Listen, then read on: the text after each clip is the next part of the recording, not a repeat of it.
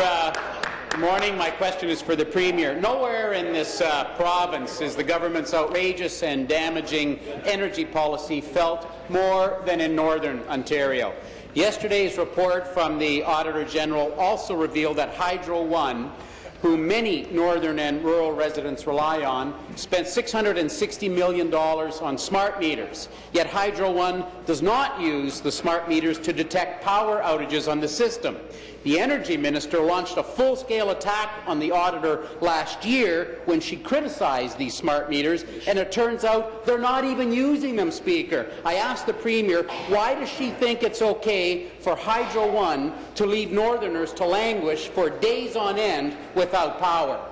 Thank you. Premier. Mr. Speaker, again, I think what the member opposite is alluding to is that there need to be improvements in the way services delivered by Hydro One to the people in Ontario who are reliant on Hydro One, Mr. Speaker. There are improvements that need to be made in this company. We have made a decision motivated by the need to invest in infrastructure in the province, but also, Mr. Speaker, by a sincere desire to see improvements in the company. That's what we will see, Mr. Speaker. Those are the parameters within which we're operating. And I know that the member opposite doesn't support the investment in infrastructure across the province that we are making. But, Mr. Speaker, I can tell you, and through you, him, that there's not a municipality in this province, including his municipality, including North Dec, including ridings across the municipalities across the north, who need those infrastructure investments and are looking to us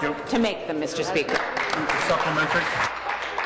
Homeowners in the north have seen hydro bills during the coldest months of the year jump literally hundreds of dollars a month. It might be news to the government, but when it is 40 degrees below, turning off the heat is not an option. For many of our most vulnerable, the government is literally forcing them to choose whether to heat or to eat.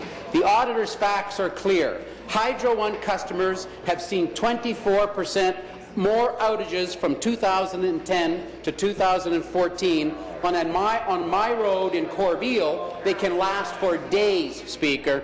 I asked the Premier, why are you okay with Northerners paying so much more for hydro and getting less and less under this government's watch? Question. Thank you. Mr. Speaker, you know, the member opposite, I hope, when he is talking to his constituents who call his office, I hope he makes them aware of the Northern Energy Credit, Mr. Speaker, which our government brought in to deal with and to help people who needed support in jurisdictions where they were dealing with high energy costs. I hope he also talks to them about the program for low-income Ontarians, Mr. Speaker, that helps to offset the cost of electricity. Mr. Speaker, we recognize that there are different conditions in different parts of the province, which is exactly why we have programs that apply across the province, and we have specific programs that apply regionally, like the Northern Industrial Energy Program, Mr. Speaker, like the Northern Energy Credit, that recognize and acknowledge that there are regional differences